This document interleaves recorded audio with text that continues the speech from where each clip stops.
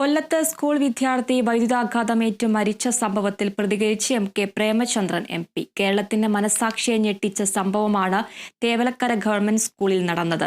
കേരളത്തിന്റെ വിദ്യാഭ്യാസ മന്ത്രി വി ശിവൻകുട്ടി സ്ഥലം സന്ദർശിക്കണമെന്നും സ്കൂളിന്റെയും ഇലക്ട്രിസിറ്റി ബോർഡിന്റെയും ഭാഗത്തുനിന്നുണ്ടായത് ഗുരുതര വീഴ്ചയെന്നും അദ്ദേഹം പറഞ്ഞു. 2 ദിവസം മുമ്പ് ഇതുമായി ബന്ധപ്പെട്ട മോണിറ്ററിംഗ് കമ്മിറ്റി കൂടുമ്പോൾ ഇലക്ട്രിസിറ്റി ബോർഡിലെ ഉദ്യോഗസ്ഥന്മാരുണ്ട്, മാനേജ്മെന്റിന്റെ പ്രതിനിധികളുണ്ട്, PTA ഭാരവാഹികൾ അടക്കമുള്ളപ്പോഴും അപകടകരമായ നിലയിൽ ലോ ടെൻഷൻ 3 ലൈൻ വൈദ്യുതി ലൈൻ ഇതുവഴി കടന്നു പോകുന്നത് റീപ്ലേസ് ചെയ്യുന്നതിന് ആവശ്യമായിട്ടുള്ള നടപടികളെ സംബന്ധിച്ച് ചർച്ച ചെയ്തു എന്ന് മനസ്സിലാക്കുന്നു. അങ്ങനെയാണെങ്കിൽ ഗുരുതരമായ വീഴ്ചയല്ലേ സ്കൂൾ മാനേജ്മെന്റിന്റെയും അതുപോലെ സ്റ്റേറ്റ് ഇലക്ട്രിസിറ്റി ബോർഡിന്റെയും ഭാഗത്തുനിന്നുണ്ടായിട്ടുള്ളത്? ആരാണ് മിഥുൻ എന്ന് പറയുന്ന 13 വയസ്സുള്ള കുഞ്ഞിന്റെ ദാരുണമായ അന്ത്യത്തിന്റെ ഉത്തരവാദി ആരാണ്?